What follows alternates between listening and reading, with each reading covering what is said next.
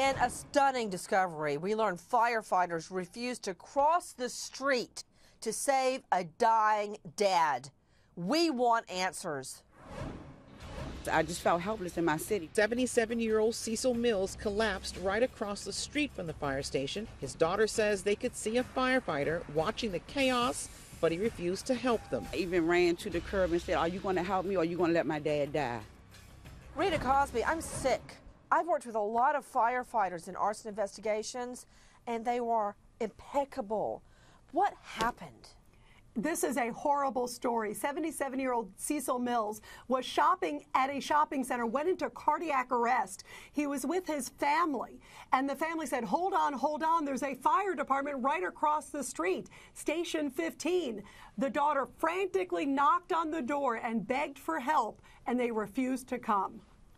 You know, what excuse did they give, Rita, as to why they wouldn't cross the street to save a dying dad? Well, and he died. It's not that he was dying. He died. First, the rookie firefighter who answered the door said, wait a minute, let me check with my supervisor to see if I can answer the call. Can you imagine the daughter just frantically banging on the door and begging for help? And then when that rookie firefighter came back, he said, my lieutenant said, no, we're not allowed to do it. We need an official call from 911. And when the call came from 911, they sent it to the wrong address, not even to that fire station, and it took 20 minutes. Rita, I don't know if you remember this or not, but in my last book that came out, we were having a book thing here in New York. I think you were there. And my father, who was a heart patient, fell out. Can I tell you how fast New York police, firefighters, they didn't care. Everybody converged to try to save him. And he was saved. You know, Clark Goldman, this is making me just sick. This man is dying. His daughter is banging on the firehouse door. It's basically right down the street, and they refuse to help him, and he lays there and dies. And Nancy, it's even perhaps closer than right down the street. Take a look behind me. From the shopping center over here to the fire station, we're talking 260 feet. Put that in perspective, that's not even a football field. And Nancy, more than one person, according to reports, making the pleas for help, desperate pleas for help. But there seemed to be some sort of miscommunication inside the firehouse. Someone asked me where the... A miscommunication. Clark, did you just say... that's a non-connect to me. The woman is banging on the door. My father's dying, and you said there's a miscommunication?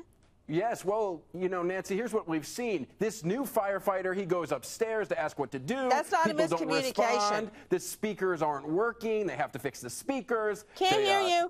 Can't hear you. Dr. Michelle Dupree, could you talk to Clark, please, who's a young man, I don't know, what is he, 25, about how important minutes are when your father is having a heart attack? Nancy, minutes are crucial when you're having a heart attack. Every minute delay can cause further damage to the heart muscle. They are critical. The faster, the better. You know, Dr. Dupree, the fact that, and you've seen this in your practice, Dr. Dupree, medical examiner, pathologist out of Columbia, where you have a heart patient and it's very dramatic. The person falls, they turn purple, they can't breathe, they're sweating, they pass out. It's a terrible thing for those around. Clark, you called it a miscommunication, but those minutes, Dr. Dupree, where they're running up and down to see if they can come save the man, if they're allowed to do their job, that could have cost his life. It's hard to believe, Nancy. I'm stunned. I'm just stunned.